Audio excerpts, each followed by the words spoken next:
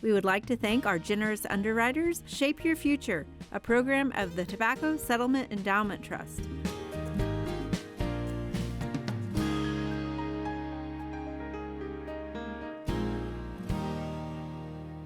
Today I wanted to show you our sensory garden that we have here at the Botanic Garden in case you have never had the opportunity to come up here and visit. And a couple of the things I want to show you are some of the rooms that we have. Each room plays up one of the senses. So what I'm walking through right now is the sight room, and you can see all the different color that the coleus, the calocarpa, the beautyberry that's putting on right now. So all of that adds a nice color into the garden to create that sight room for us. Now this room that we're in here is our tasting room. So we've got different plants that sort of play up that sense of taste, including the variegated ginger, the pineapple that we have here behind me, as well as the fig.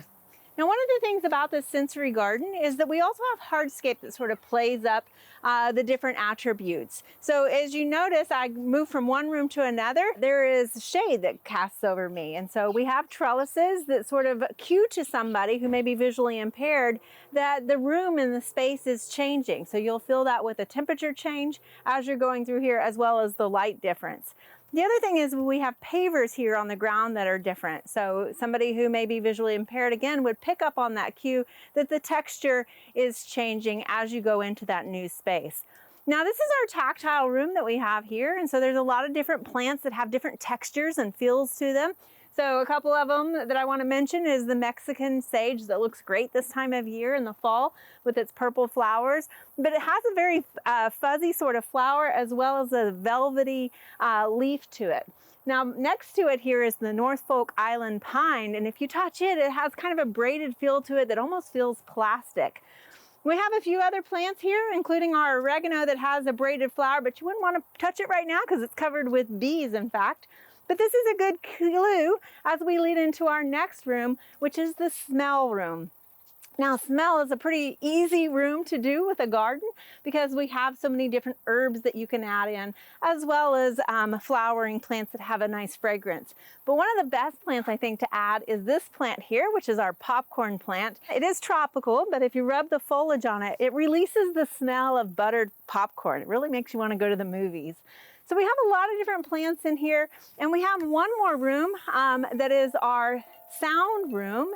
And some of the plants that we've used to include in that to kind of play up that sense is seed heads that maybe rustle in the wind, or some grasses that sort of rustle in the wind as they're blowing. So one of the reasons why I wanted to highlight this garden is because while our garden here represents the 5 senses, the external senses, recently the American Horticulture Society just came out with a manual on how to create a youth sensory garden. And it actually includes 3 internal senses as well. And those include self-regulation, balance, and movement. Today, joining me also in the garden is Dylan with Shape Your Future. And if anybody knows about movement in the garden, it's you guys, right? Yes, and you know, this space is wonderful. This is the kind of thing that we love to promote with Shape Your Future.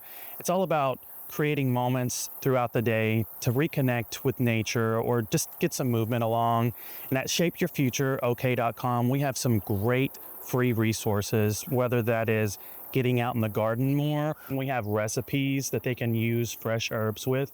We also have free guides to get the kids excited about being outside, being out in the outdoors, getting a breath of fresh air. Absolutely. And that's what I love about what y'all offer, is because a lot of times people don't know where to start with gardening, right? So you got some of the basics that are on there as well. And you partner with a lot of different people to make sure that things like this are accessible to everyone. Can you tell us a little bit about some of that? Yes, so we actually brought you all to the New View Garden. I know, that was an obvious one, right, for sensory. Yes. And so that garden was actually built for people who are blind or visually impaired. Mm-hmm. And that's all thanks to TSET, the Tobacco Settlement Endowment Trust, which Shape Your Future is a program of.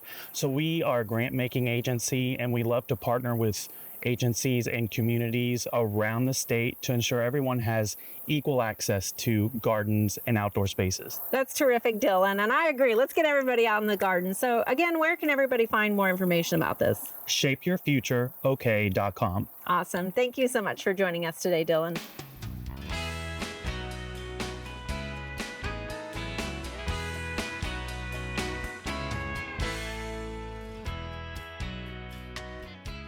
We hope you enjoyed this video as part of our Oklahoma Gardening YouTube channel. You can also find even more videos on the OK Gardening Classics YouTube channel. And join us on social media for great gardening tips, photos, and discussion.